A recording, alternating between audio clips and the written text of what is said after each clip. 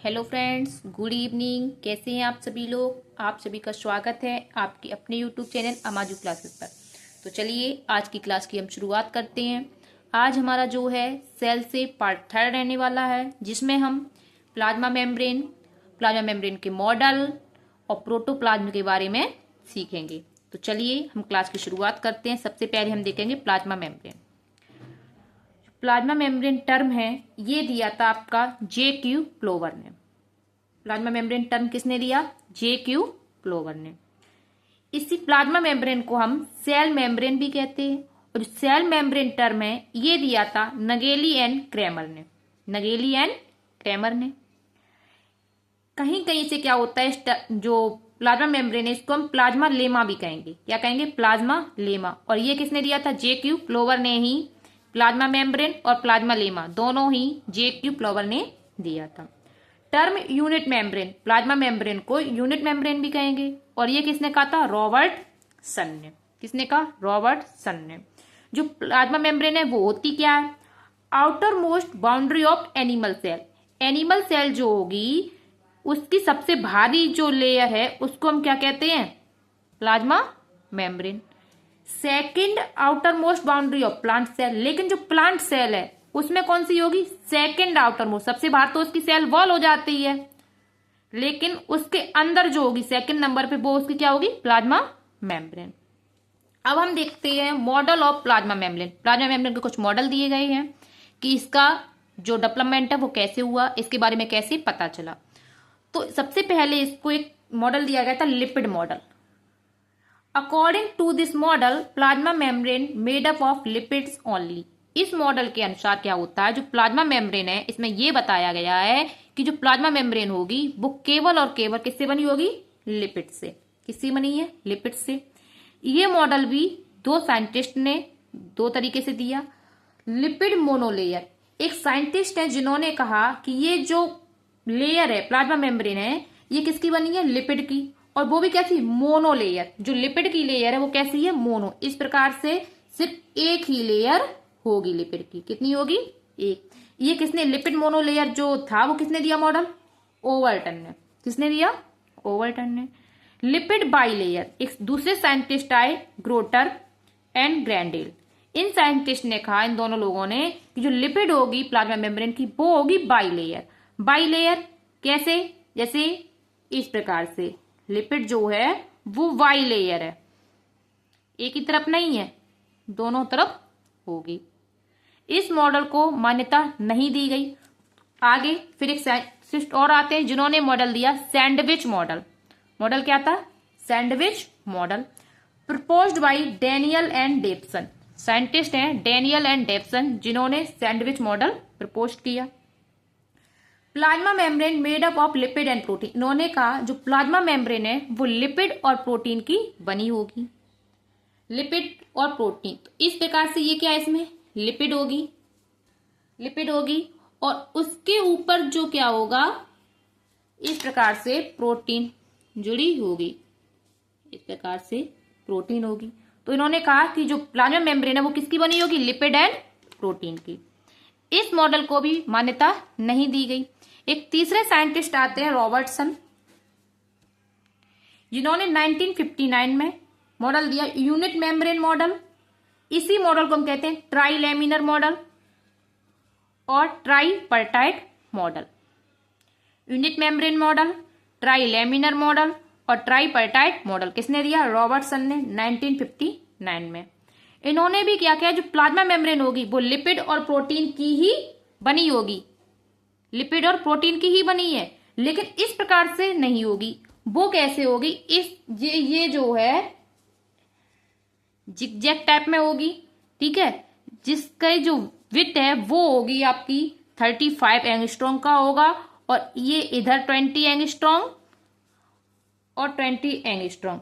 इस प्रकार से जो इसका डायामीटर उन्होंने बताया 20, 40 और 35, 75। तो उन्होंने जिसका जो डायामीटर बताया वो बताया 75 एंगस्ट्रॉम।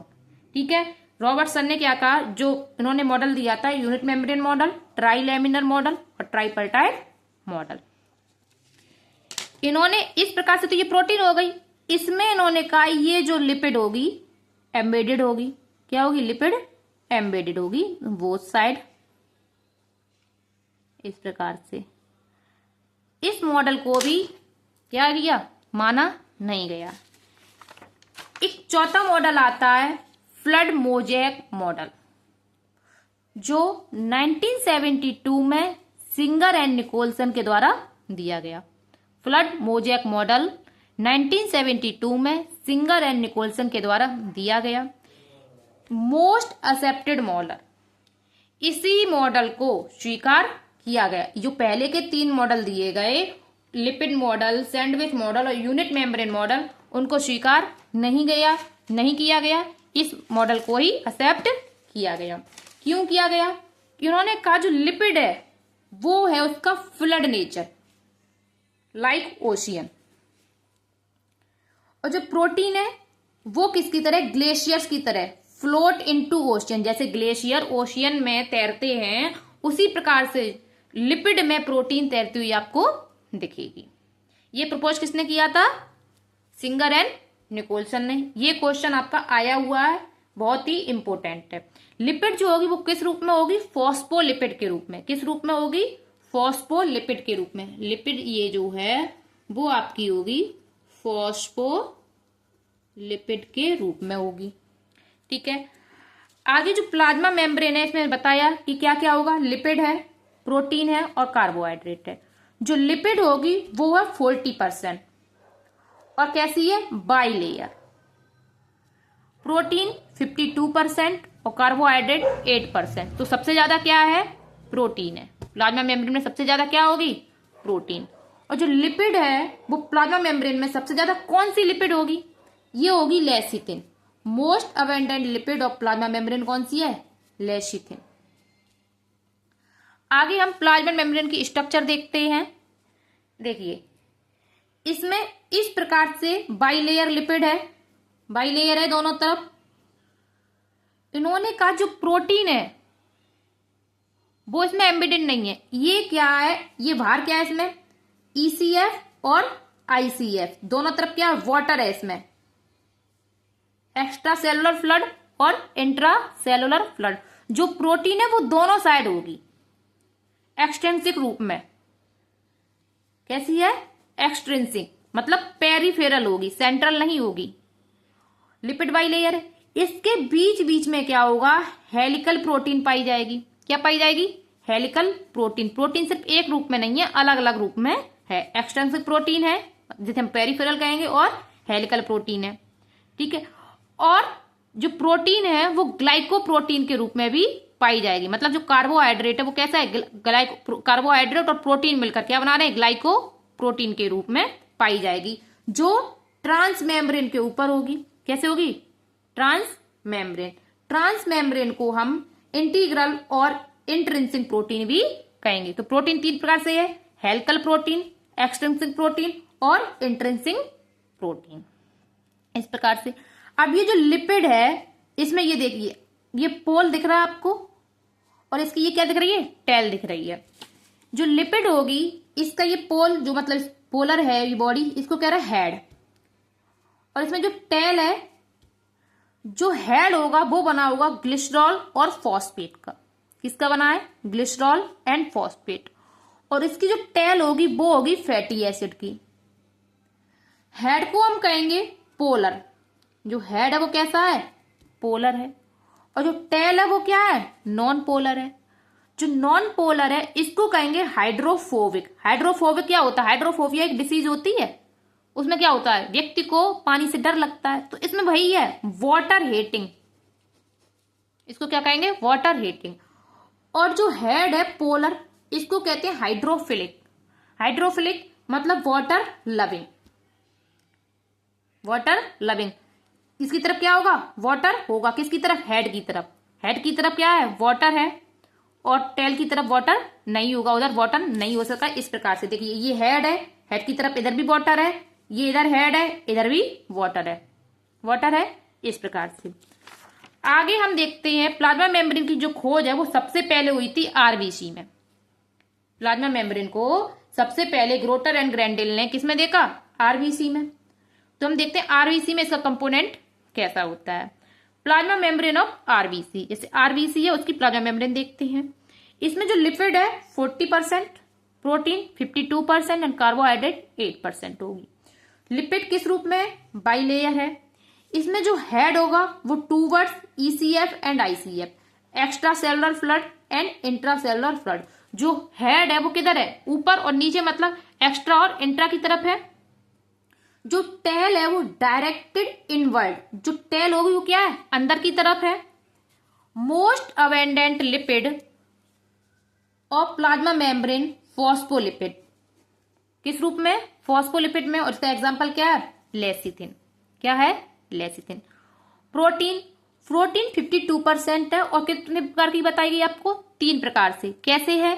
एक्सट्रिंसिक, जिसे हम पेरीफेरल भी कहेंगे, इंट्रिंसिक को हम ट्रांसमेम्ब्रेन और इंटीग्रल प्रोटीन कहेंगे, और एक तीसरे रूप में होगी अल्फा हेलिकल प्रोटीन। 3 रूप में पाई जा रही है। एक्सट्रिंसिक मतलब पेरीफेरल प्रोटीन में क्या होता है? आउटसाइड द मेम्ब्रेन, ये मेम्ब्रेन के बाहर साइड में होगी। Toward ECF and ICF both, दोनों तरफ होगी। ये नहीं है कि सिर्फ ऊपर है या सिर्फ नीचे है, दोनों तरफ एक्स्ट्रा सेलुलर फ्लड और इंट्रा सेलुलर फ्लड, दोनों तरफ एक्सट्रिंसिक प्रोटीन पाई जाएगी। इंट्रिंसिक मतलब ट्रांस मेम्ब्रेन, मेम्ब्रेन के बीच में, मेम्ब्रेन के इंट्रिंसिक बीच में ही आ रहा अंदर की ओर। ट्रांस मेम्ब्रेन, मेम्ब्रेन के बीच में जो पाई जाएगी integral protein embedded in membrane, किसमें? मेम्ब्रेन में लगी हुई है ये। Alpha helical protein most abundant protein of plasma membrane. Plasma membrane में अगर पूछा जाए इन तीनों में से कौन सी प्रोटीन सबसे ज्यादा पाई जाती है, तो वो है अल्फा हेलिकल प्रोटीन। एक इंपॉर्टेंट पॉइंट है, जो अल्फा हेलिकल प्रोटीन है वो सेकेंडरी स्ट्रक्चर ऑफ प्रोटीन है। वो प्रोटीन की स्ट्रक्चर कैसी है? सेकेंडरी स्ट्रक्चर है, प्राइमरी नहीं है। ये जो प्रोटीन है वो है ट्रांस मेम्ब्रेन। कैसी है? ट्रांस मेम्ब्रेन है ये भी, मतलब बीच में एम्बेडेड ही है। इसका काम क्या? Allows various cellular function related to cell signalling. ये बहुत सारे कार्य करता है, किसके लिए? सेल सिग्नलिंग में। जो कार्बोहाइड्रेट होगा 8%, आरबीसी मेम्ब्रेन, आरबीसी की प्लाज्मा मेम्ब्रेन में 8% क्या है? कार्बोहाइड्रेट है लगभग में। ये क्या करता है? हमेशा towards ECF, extra cellular flood की तरफ होगा। जो कार्बोहाइड्रेट किधर है? एक्स्ट्रा सेलुलर फ्लड की तरफ है। जैसे इस प्रकार से देखिए आप, जो कार्बोहाइड्रेट है इधर तो है नहीं, कहीं है नहीं है, ग्लाइकोप्रोटीन के रूप में और ग्लाइकोलिपिड के रूप में। कार्बोहाइड्रेट किधर है? ईसीएफ, एक्स्ट्रा सेलुलर फ्लड की तरफ। इस प्रकार से इन फॉर्म ऑफ ओलिगोसैकेराइड, ये जो कार्बोहाइड्रेट है वो किस रूप में होगा? ओलिगोसैकेराइड के रूप में। ओलिगोसैकेराइड। जो कार्बोहाइड्रेट होगा वो 2 प्रकार से पाया जा रहा है आपका, ग्लाइकोप्रोटीन एंड ग्लाइकोलिपिड। एक बार किससे कर रहा है? प्रोटीन से और ग्लाइकोलिपिड। ग्लाइको मतलब कार्बोहाइड्रेट अटैच टू प्रोटीन, नाम से ही सिद्ध हो रहा है। ग्लाइको मतलब कार्बोहाइड्रेट, प्रोटीन प्रोटीन, तो carbohydrate attach to protein. Glycolipid, glyco मतलब कार्बोहाइड्रेट अटैच टू लिपिड। ठीक है, इन दोनों में क्या होगा? Formation of glycoprotein and glycolipid done by Golgi body. जो ग्लाइकोप्रोटीन और ग्लाइकोलिपिड जो प्लाज्मा मेम्ब्रेन में पाए जा रही है, बन किसके द्वारा रहे हैं? तो ये किसके द्वारा कंप्लीट हो रहा है काम इसका? गोल्जी बॉडी के द्वारा। गोल्जी बॉडी के बारे में हम आपको पढ़ाएंगे। आगे क्या होता है, इसका सिग्निफिकेंस क्या है भाई? जो ग्लाइकोप्रोटीन और ग्लाइकोलिपिड से मिलकर बना होता है, ठीक है, नेम प्लेट ऑफ सेल, इसको हम क्या कहते हैं? Name plate of cell. जैसे बैक्टीरिया में नेम प्लेट ऑफ, बैक्टीरिया किसे कह रहे थे हम? बताइए आप कमेंट में ये, ठीक है। नोट करके कुछ पॉइंट हैं वो लिख दीजिए, इंपोर्टेंट फैक्ट हैं वो हमने आपको नोट करके बताए हुए हैं। जैसे क्या है, most abundant lipid of plasma membrane. जो प्लाज्मा मेम्ब्रेन में इसमें कौन सी लिपिड सबसे ज्यादा पाई जाती है? वो कौन सी आपकी? फॉस्फोलिपिड। किस रूप में होगी? फॉस्फोलिपिड। इसका एग्जांपल लेसिथिन और phosphatidyl choline. Lecithin and lecithin को क्या कहेंगे? Phosphatidyl choline. ठीक है। Most abundant lipid of plasma membrane of inner mitochondrial membrane. वैसे तो कौन सी है? लेसिथिन है, लेकिन किसमें? इनर माइटोकॉन्ड्रियल मेम्ब्रेन जो है उसमें जो सबसे ज्यादा लिपिड होगी वो होगी आपकी कार्डियोलिपिन। कौन सी है? कार्डियोलिपिन। ये क्या है? एक्सेप्शन इंस्टीड ऑफ लेस्टिन, लेस्टिन के स्थान पर क्या होगी? कार्डियोलिपिन। किसमें? इनर माइटोकॉन्ड्रियल मेम्ब्रेन में। आगे है इन outer membrane of mitochondria plastid and gram negative bacteria. Gram negative bacteria क्या होता है? जो outer membrane of mitochondria, mitochondria की जैसे माइटोकॉन्ड्रिया है इसकी आउटर लेयर डबल लेयर होता है, ये प्लास्टिड भी डबल लेयर। इसकी जो आउटर मेम्ब्रेन और ग्राम नेगेटिव बैक्टीरिया, इसमें क्या होता है? पोरिन प्रोटीन पाई जाती है। कौन सी प्रोटीन? Porin protein. ये पोरिन प्रोटीन करती क्या है? Creates porin membrane. ये क्या करती है? ये जो आउटर मेम्ब्रेन है किस किस की? माइटोकॉन्ड्रिया, प्लास्टिड और ग्राम नेगेटिव बैक्टीरिया, इसमें ये पोर करती है। क्या करती है? पोर करती है, जिससे इसको ट्रांसमेम्ब्रेन में है इससे इसको फायदा क्या होता है? Outer membrane of mitochondria plastid and gram negative bacteria are more permeable than inner membrane. ये क्या जाती है? मोर परमिएबल हो जाती है। इस प्रकार से पोरिन प्रोटीन पाई जाएगी आपकी। ये बाइलिपिड लेयर है लिपिड की, और इसमें क्या है? प्रोटीन है। इस प्रकार से पोरिन प्रोटीन होगी आउटर मेम्ब्रेन में। आगे एक पॉइंट और आता है, according to endosymbiotic theory. एक थ्योरी है इंडो सिम्बायोटिक। इसके अनुसार क्या होता है?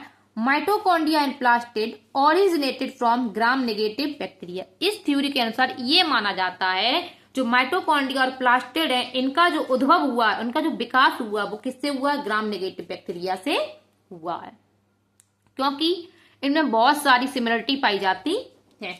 कौन कौन सी सिमिलरिटी है? अब हम ये भी देख लेते हैं इनमें समानताएं क्या है। जैसे बैक्टीरिया, वेट्स, माइटोकॉन्ड्रिया एंड प्लास्टिड, इन दोनों में क्या समानताएं हैं? जैसे बैक्टीरिया में राइबोसोम होगा वो कैसा होगा? 70S राइबोसोम होगा। माइटोकॉन्ड्रिया और प्लास्टिड में भी जो राइबोसोम होता है वो होता है 70S। बैक्टीरिया का जो डीएनए है उसे हम नेक्ड डीएनए कहते हैं, मतलब इसमें हिस्टोन प्रोटीन एब्सेंट होती है। और जो माइटोकॉन्ड्रिया और प्लास्टिड है इसके भी डीएनए को हम क्या कहेंगे? नेक्ड डीएनए कहेंगे। इसमें भी मतलब हिस्टोन प्रोटीन एब्सेंट है। बैक्टीरिया में जो डीएनए होगा वो होगा डबल स्टैंडर्ड सर्कुलर, और माइटोकॉन्ड्रिया और प्लास्टिड में भी जो डीएनए होगा वो होगा डबल स्टैंडर्ड सर्कुलर। बैक्टीरिया में जो जीन होता है वो नॉन स्प्लिट जीन होगा, और माइटोकॉन्ड्रिया और प्लास्टिड में भी नॉन स्प्लिट जीन ही पाया जाता है। नॉन स्प्लिट जीन मतलब इसमें इंट्रॉन एब्सेंट होगा। पोरिन प्रोटीन बैक्टीरिया में भी है और माइटोकॉन्ड्रिया और प्लास्टिड में भी पोरिन प्रोटीन प्रेजेंट होगी। जो बैक्टीरिया इसमें आउटर मेम्ब्रेन प्रेजेंट है और माइटोकॉन्ड्रिया और प्लास्टिड में भी आउटर मेम्ब्रेन प्रेजेंट है, बाइलेयर है। लिंकेज ग्रुप 1 है इसमें, किसमें? बैक्टीरिया में, और लिंकेज ग्रुप माइटोकॉन्ड्रिया और प्लास्टिड में भी कौन सा है? 1 है। बैक्टीरिया जो है वो डिवाइड्स बाय फिशन, किसके द्वारा डिवाइड करता है? फिशन के द्वारा। और माइटोकॉन्ड्रिया और प्लास्टिड भी किसके द्वारा करेगा? फिशन के द्वारा। इस प्रकार से इन दोनों में क्या है? समानताएं होती हैं, इसलिए हम माइटोकॉन्ड्रिया और प्लास्टिड को ग्राम नेगेटिव बैक्टीरिया का ओरिजिन मानते हैं। जो मैमोलियन माइटोकॉन्ड्रिया है उसमें जो पाया जाएगा 55S राइबोसोम पाया जाएगा। कौन सा? 55S ribosome. वैसे माइटोकॉन्ड्रिया में कैसा है? 70S, लेकिन जो मैमोलियन माइटोकॉन्ड्रिया उसमें पाया जाएगा 55S राइबोसोम। अब हम देखते हैं जो प्लाज्मा मेम्ब्रेन है इसमें मूवमेंट कैसा होता है। क्या देखेंगे इसका? मूवमेंट। इसमें जो मूवमेंट होगा वो 2 तरीके से होगा, एक होगा लेटरल मूवमेंट और दूसरा होगा फ्लिप फ्लैप मूवमेंट, जिसे हम ट्रांजिशनल मूवमेंट भी कहते हैं। लेटरल मूवमेंट कैसे होता है? Movements of molecule of plasma membrane occurs with in same layer. इसमें जो मूवमेंट होगा वो कैसा होगा? सेम लेयर में। और जो फ्लिप फ्लैप होगा, movement of molecules of plasma membrane, plasma membrane के जो मॉलिक्यूल का जो मूवमेंट हो रहा है across layer from one layer to another, एक से दूसरे में होगा। जो लेटरल मूवमेंट है वो कैसा होगा? This type of movements can be shown by lipids as well as protein. इसको हम लिपिड और प्रोटीन दोनों के द्वारा शो कर सकते हैं। बट जो फ्लिप फ्लैप मूवमेंट है, this movement shown by lipid only, इसमें प्रोटीन का कोई काम नहीं है, मतलब प्रोटीन नेवर फ्लिप फ्लैप।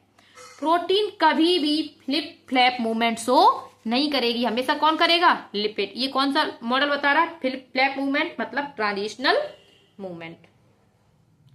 आगे lateral movement can be traced by FRAP technique, FRAP technique.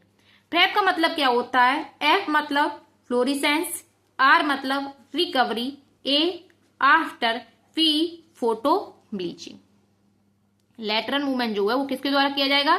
FRAP technique के द्वारा। आगे क्या होता है? हम प्लाज्मा मेम्ब्रेन के कुछ फंक्शंस देखने की प्लाज्मा मेम्ब्रेन का क्या कार्य है। सबसे पहले इसका काम है प्रोटेक्शन का। जैसे कि एनिमल सेल है, उसमें सबसे आउटर मोस्ट लेयर क्या है? प्लाज्मा मेम्ब्रेन है। तो बाहर से कोई भी चीज आएगी तो पहले किससे टकराएगी? प्लाज्मा मेम्ब्रेन से टकराएगी। तो ये क्या करता है? प्लाज्मा मेम्ब्रेन जो है वो प्रोटेक्शन का कार्य करता है। Plasma membrane acts as barrier which separate ECF from ICF। ये एक बैरियर की तरह कार्य करता है जो एक्स्ट्रा सेलुलर फ्लड को इंट्रासेलुलर फ्लड से अलग करता है, मतलब सेपरेट करता है। Selective permeable membrane controls the movement of molecules. ये जो मेम्ब्रेन है प्लाज्मा मेम्ब्रेन, ये क्या करती है? Controls the movement of molecules. जो मॉलिक्यूल्स होंगे उनको क्या करती है? उनके मूवमेंट को कंट्रोल करती है, नियंत्रित करती है। And allows only selected molecule. ये नहीं है कि सेल को जरूरत है पोटेशियम की और सोडियम पहुंच जा रहा है, ये इसका तय कौन करेगा कि कौन अंदर जाएगा कौन नहीं जाएगा? ये करेगी प्लाज्मा मेम्ब्रेन। ट्रांसपोर्ट में इसका क्या काम है? Plasma membrane facilitate transport of various molecule from outside to inside vice versa. जो प्लाज्मा मेम्ब्रेन है ये क्या करती है? Transport of various molecule from outside to inter, अंदर से बाहर और बाहर वाइस वर्सा, मतलब बाहर से अंदर, बाहर से अंदर और अंदर से बाहर कई सारे मॉलिक्यूल्स को अंदर आने जाने में क्या करती है? इसका ट्रांसपोर्ट करती है। कौन? Plasma membrane. Communication plays vital role in cell communication via the process of cell signalling as plasma membrane content various receptor. जो प्लाज्मा मेम्ब्रेन है इसका कम्युनिकेशन में बहुत बड़ा काम है। बाया प्रोसेस ऑफ सेल सिग्नलिंग, किसके द्वारा? सेल सिग्नल के द्वारा। Plasma membrane contains various receptor, इस पे बहुत सारे रिसेप्टर्स पाए जाते हैं। सेल रिकॉग्नाइजेशन में क्या होता है? Plasma membrane contains various type of carbohydrates, इसमें बहुत सारे कार्बोहाइड्रेट पाए जाते हैं। किस रूप में? In form of glycoprotein and glycolipid. इसमें जो कार्बोहाइड्रेट पाया जा रहा है वो किस रूप में पाया जा रहा है? ग्लाइकोप्रोटीन एंड ग्लाइकोलिपिड के रूप में। That acts as name plate और मार्कर्स, जो किसकी तरह कार्य करता है? नेम प्लेट और मार्कर की तरह। Which help in cell to cell recognisation, जो एक सेल से दूसरी सेल को पहचानने में क्या करता है? नियंत्रित करने में हेल्प करता है। इस प्रकार से हमारा प्लाज्मा मेम्ब्रेन होता है। आगे हम देखते हैं प्रोटोप्लाज्म। प्रोटोप्लाज्म मतलब जीव द्रव्य। जीव द्रव्य क्या है, इसकी खोज किसने की, इसके बारे में किसने पहले बताया, इसके बारे में हम देखते हैं। फर्स्ट ऑब्जर्व बाय कोल्टी, एक साइंटिस्ट है कोल्टाई, इन्होंने सबसे पहले प्रोटोप्लाज्म के बारे में बताया। जो प्रोटोप्लाज्म टर्म है वो दिया था पुरकिंजे ने। ये क्वेश्चन बहुत इंपॉर्टेंट है। जो प्रोटोप्लाज्म टर्म है वो किसने दिया था? पुरकिंजे ने। डुजार्डिन साइंटिस्ट ने, जिन्होंने क्या किया? प्रोटोप्लाज्म को कहा सार्कोड। क्या कहा? सार्कोड। हक्सले ने प्रोटोप्लाज्म को जीवन का आधार बताया। Protoplasm is the physical basis of life. Huxley एक साइंटिस्ट थे जिन्होंने जीवन का भौतिक आधार किसे बताया? प्रोटोप्लाज्म को। इसका जो pH होगा प्रोटोप्लाज्म का वो होगा 6.8, मतलब ये हल्का सा कैसा होगा? एसिडिक होगा, अम्लीय होगा। Most abundant molecule of protoplasm is oxygen. ये क्वेश्चन बहुत इंपॉर्टेंट है, very very important. Most abundant molecule of oxygen, protoplasm क्या होगा? ऑक्सीजन। जीव द्रव्य का सबसे ज्यादा जो भाग होगा वो कौन सा मॉलिक्यूल होगा इसमें? ऑक्सीजन। मॉलिक्यूल की बात हो रही है, वैसे सबसे ज्यादा क्या होता है इसमें? वाटर होता है 92%। ठीक है, 92% क्या होगा? वाटर होगा। बट मॉलिक्यूल की बात हो रही तो कौन सा है? ऑक्सीजन है। ये चीज आपको याद रखने की है। आगे हम ये देखते हैं कि जो प्रोटोप्लाज्म है उसमें जो वायु मॉलिक्यूल्स पाए जाते हैं उनका सीक्वेंस क्या होगा। तो इसमें सबसे ज्यादा क्या होगा? आपका वाटर होगा। वाटर कितना होगा 70 to 80%। फिर इसमें होगी प्रोटीन, जो प्रोटीन होगी वो होगी 10 to 15%। नेक्स्ट है न्यूक्लिक एसिड, न्यूक्लिक एसिड होगा इसमें 5%। ये 70 to 80%, कहीं कहीं आपको 90+ भी दिख जाता है, ठीक है।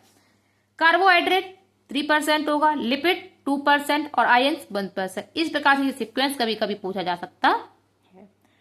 प्रोटोप्लाज्म से कुछ थ्योरीज जुड़ी हुई हैं, तो theories of physical nature of protoplasm, जैसे है कोलाइडल थ्योरी, ये जो दी थी आपकी, दी थी विल्सन। किसने दी थी? विल्सन ने। ग्रेन्यूलर, ग्रेन्यूल के रूप में पाया जाएगा, ये दी थी अल्टमान ने। रेटिकुलर, हैंस्टीन ने दी। Colloidal theory Wilson, granular Altmann, reticular Hanstein. Fibrillar जो थ्योरी दी थी वो दी थी Flemming, F for fibrillar and F for Flemming. और मोस्ट एक्सेप्टेड थ्योरी है जो प्लाज्मा प्रोटोप्लाज्म से जुड़ी हुई है, वो है क्रिस्टेलो कोलाइडल थ्योरी। क्रिस्टेलो कोलाइडल थ्योरी ये जो दी थी वो दी थी कोलिकर ने। किसने दी थी? कोलिकर ने। और ये क्वेश्चन है आपका इंपोर्टेंट। आगे प्रोटोप्लाज्म में जिस प्रकार से प्लाज्मा मेम्ब्रेन का मूवमेंट होता है, उस प्रकार से प्रोटोप्लाज्म भी किसी प्रकार से रोटेशन क्या करता है? मूवमेंट करता है। अब वो मूवमेंट करता कैसे? ये दो प्रकार से करेगा। साइक्लोसिस, जिसे हम कहेंगे साइटोप्लाज्मिक स्ट्रीमिंग, ठीक है। और नेक्स्ट होगा रोटेशन। साइक्लोसिस, जिसे हम साइटोप्लाज्मिक स्ट्रीमिंग कह रहे हैं, अकर्स ओनली इन यूकैरियोट्स। ये केवल और केवल किस में पाया जाएगा? यूकैरियोट्स में। मतलब एब्सेंट इन प्रोकैरियोट्स। ये क्या है? Absent in prokaryotes. प्रोकैरियोट्स में एब्सेंट है। Flow of cytoplasm within cell with the help of cytoskeleton. जो साइटोप्लाज्म का फ्लो होगा वो किसकी सहायता से होगा? सेल से ही। With the help of cytoskeleton, किसकी हेल्प से होगा? साइटोस्केलेटन से। और जो प्रोटोप्लाज्मिक मूवमेंट में जो रोटेशन होगा वो दो तरीके से होगा, एक तो क्लॉकवाइज होगा और दूसरा एंटी क्लॉकवाइज। क्लॉकवाइज इस प्रकार से चलते हैं हम लोग, ठीक है। क्लॉकवाइज राइट हैंडेड होता है ना, ठीक है। और एंटी क्लॉकवाइज लेफ्ट हैंडेड में इस प्रकार से चलते हैं हम लोग, ठीक। इस प्रकार से clockwise right handed. Leaf cell of Hydrilla, ये जो पाया जाता है मूवमेंट रोटेशन में, क्लॉकवाइज मूवमेंट जो है वो पाया जाएगा leaf cell of Hydrilla. Anti clockwise, जिसे हम लेफ्ट हैंड कहेंगे, ये जो होगा वो होगा सेल्स ऑफ वेलिस्नेरिया। वेलिस्नेरिया की सेल्स में ये मूवमेंट पाया जाता है। वेलिस्नेरिया को हम टेप ग्रास और रिवन ग्रास भी कहते हैं। टेप ग्रास और रिवन ग्रास। इस प्रकार से आपका प्लाज्मा मेम्ब्रेन और प्रोटोप्लाज्म के बारे में आज हमने बताया।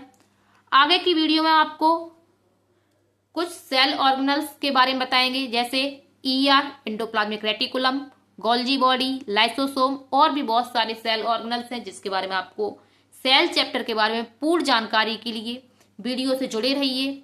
चैनल को लाइक, सब्सक्राइब एंड शेयर करना ना भूलिए। वीडियो देखने के लिए आपका बहुत बहुत धन्यवाद।